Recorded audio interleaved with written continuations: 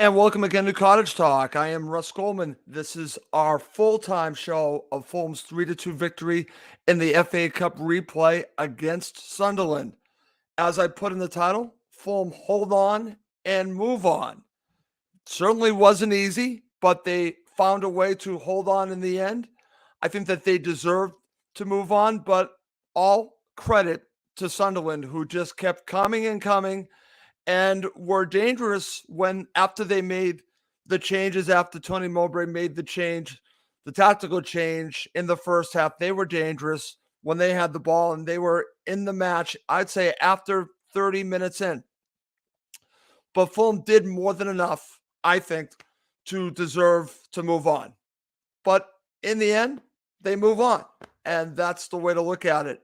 And there obviously I have several thoughts on this victory in the FA Cup. Now Fulham play Leeds United, and I look forward to that. I think it's an opportunity to continue move on. The performance obviously wasn't the greatest, but in the end, like I said, it's about just moving on in the competition. Please feel free to share your comments as I do this quick 15 to 20-minute show. And as always, please do subscribe on YouTube and Apple Podcasts. And if you're listening on Apple Podcasts, please do leave us a review and a rating. It does help other Fulham supporters and supporters of other clubs find us. So that's basically where we're going to start. I just wanted to mention that. Now let's get to me feeling out what happened here. Because every time I felt comfortable, Sunderland got back into the match. That's just the way it was. They were dangerous.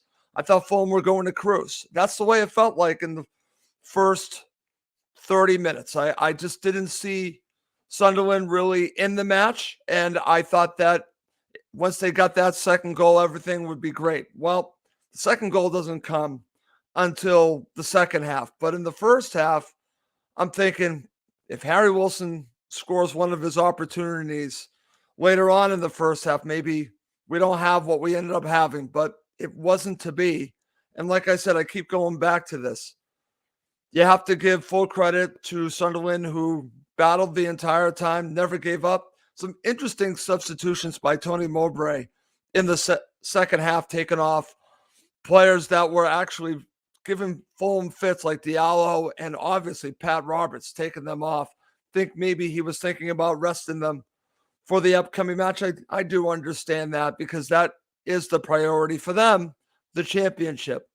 I don't care. Fulham move on, and that's the bottom line. And like I said, a nervy 3-2 victory in the end. And that's the way I'm looking at it. The performance wasn't the greatest.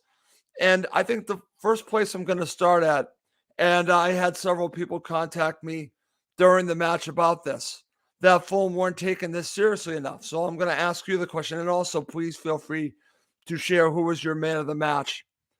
Fulham made 9 changes from the Chelsea match. The only players that started were Kenny Tete and Paulinho from the Chelsea match. Was that the right decision? I actually think it was the right decision. That might not sound correct considering what we ended up watching, but I thought it was an opportunity to give some players a chance to play.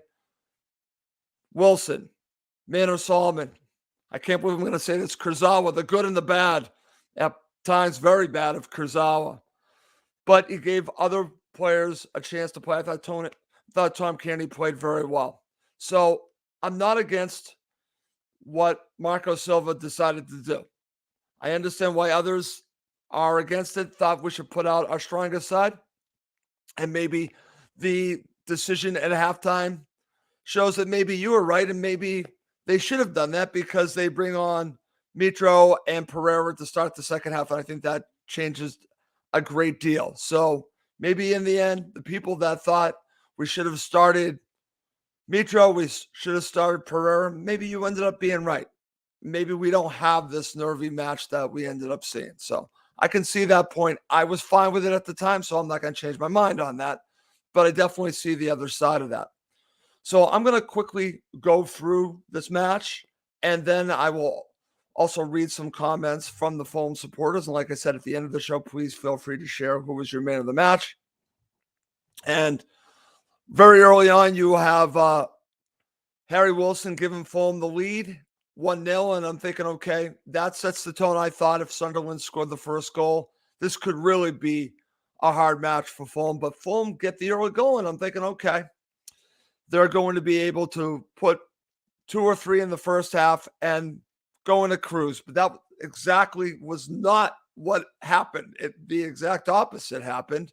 They did not cruise, and like I mentioned, Tony Mowbray changed things up a little bit, put Pat Roberts central, moved Diallo wide, and that seemed to open things up for Sunderland. It made them more dangerous and made Fulham, it was just not as fluid as it was for the first 30 minutes. So I'm going to give credit to Tony Mowbray and his players for making it look that way.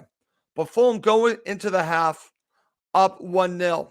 And I think Marco felt that Fulham weren't doing enough. So he makes the second half substitutions and he brings on Mitro and Andreas. And honestly, I thought this is what was needed. I didn't expect this, but full credit to Marco for making this change at halftime, because I think if he doesn't, who knows what happens. So it was a big change. And honestly, Luke Harris did not give us as much as I had hoped. Honestly, I'm just being honest there. I don't think Luke Harris and Vinicius I thought was poor. So the change changed the match. It absolutely changed the match. And shortly into the second half, you have the goal from Andreas. Actually, it was set up by Mitro. And then you're at 2-0 and you're thinking, okay, Fulham are going to, as I keep saying this, it felt like they were going to cruise. And it just wasn't that way. And then several minutes later, you have Jack Clark, who I think is a bright player for Sunderland, scores to make it 2-1. And I'm thinking at this point, it's going to really be a difficult end to this match. At that point, Marco makes more Marco's not on the touchline, obviously. You could say Boa makes the substitutions. And or Stuart Gray, whoever you feel was in charge there, makes those substitutions. And I think they helped as well.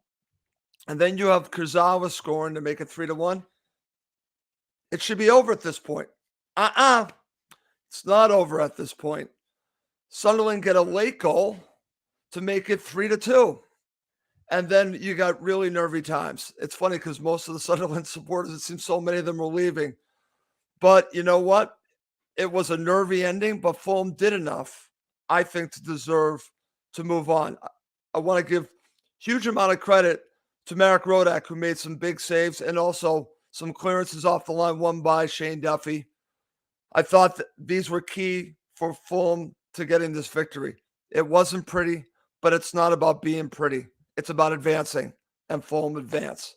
So that's what I wanted to share in regards to this full-time show. I'm going to read some comments, and then to end the show, we will go through Man of the Match. But I'll just share some comments. This is from my friend Chris. Good one. He thought it was a great cup tie. Well, I didn't feel that way, Chris, but I understand that as a neutral, you would feel that way. This is from Root Cellar Music Studio. We got it done, and that's the bottom line. And that's what I keep going. It's about getting it done, but I understand why Fulham supporters maybe feel a little not hard done by, but a little disappointed by the performance, but it's about advancing. This is from my friend Wayne. He says, I must say that was a very good game. I must say that Sunderland played very well against us. They played very well in 2 matches against Fulham. Full credit to them. I'll keep saying that. They deserve so much credit for the way that they approached this match. They took it to Fulham. They made Fulham uncomfortable. So I have a good feeling about Sunderland in the future. I think they will end up back in the Premier League. It might take a few seasons. I think they're heading in the right direction. This is from Peter Walden. 2 great cup ties with Sunderland. Love the show, Russ. Thanks, Peter. I really appreciate that. I'm going to keep on sharing some comments. This is from Cameron Patrick Scott. Tough place to go. Great boost of confidence winning this. Yeah, I agree with you because it is a difficult place to go. Anyone that watched this, the wind is blowing. It's a terrible windy situation, but both teams had to deal with it. and it's not easy. So full credit to Fulham for finding a way to win. I'm giving a lot of credit to Sunderland, but in the end, Fulham did enough. They deserve to move on. This is from Pal here. He says Kurzawa needs to convert to be on out and out winger, not a left back. Interesting comment there. This is from Mats Carlson. Marco picked the right team considering what's ahead of us. And Mats, I think that's what you have to look at. We all wanted them to move on, obviously. Now you have Leeds at home. I like Fulham's chances. So you wanted to put out a side, I believe, that you thought were good enough to get through. Would it have been easier putting out your strongest side? Absolutely. But I can't go against what Marco did here with his starting 11. But obviously, he took it very seriously, and the coaches took it very seriously. They made the change at halftime. That tells you how worried they were of what Sunderland was doing. Okay, here's another comment from Monty Maz. Okay-ish performance, great to get the win. Good game to assess some of the subs. Man of the match by a country mile, Tom Kearney. I'll share my comments on Tom Kearney coming up, and I understand why many feel that he was man of the match. Okay. This is from Steve Reynolds, my friend, taking away the team we put out tonight. Who are ready to step up? Solomon, maybe, but the rest shows what a small squad we have. It's a good point. Let's see. This is from my friend Chris Goodwin. At least it did not go to extra timers. Chris, I did not want that at all. I was just, please, don't let it go to extra time. Don't let it go to extra time. I was thinking the same thing throughout this. Don't let it go to extra time. I agree with you. This is from Bob Johnson. I thought Duffy played well. Yes, I actually thought Shane Duffy played well as well. Let's see. Rude, I'm not going to say that, but thank you for the kind words. I share the comment. I thank you very much for saying that. Let's see. This is from my friend Emma Reynolds. Tom Kearney, man of the match. I understand why you're going with Tom Kearney. Okay, very good. Coming up next to end the show, I'm going to share my thoughts on man of the match. And if you're watching live, feel free to share who is your man of the match. Okay, to end the show, I'm going to share who I thought was man of the match. If you're watching live, feel free to share your thoughts. I'm going to go with Tom Kearney. I agree with some others that have already commented. I thought Tom Kearney was magnificent in this match. He really controlled the play. Tom Kearney, hands down, man of the match. If I had to mention some other players who I thought played well, I want to give it to Marek Rodak. I thought he played well. I thought Andres Pereira played well when he came on. But I'm glad that someone mentioned Shane Duffy. I thought he played well. But when you look at how the play was controlled in the middle of the park and how calm he is on the ball, it's got to be Tom Kearney. I'm going to give it to Tom Kearney. Fulham are fortunate to still have Tom Kearney playing at a high level. Is he a starter in the Premier League? Probably not at this time of his career, but he's valuable. He's extremely valuable to them right now coming off the bench. Tom Kearney is still a very valuable player, and he showed it in this match. Okay, so we got a couple more comments. Let's see what else. Hey, we got Rob.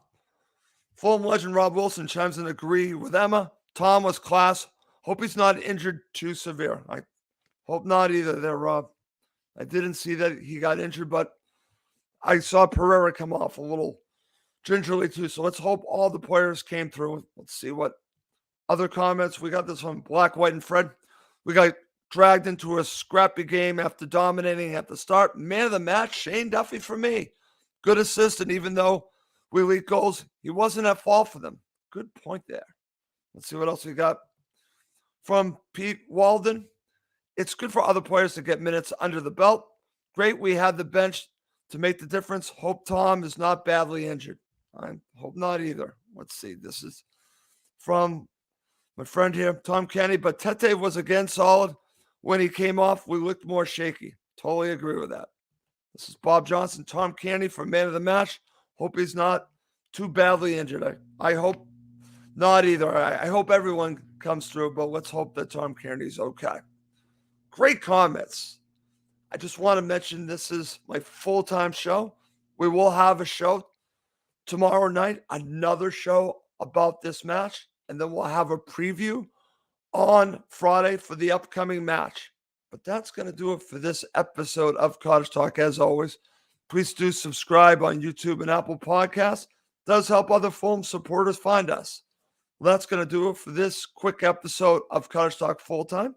My name's Russ Goldman. Thank you as always for watching and listening to Cottage Talk, now part of the TalkSport Fan Network.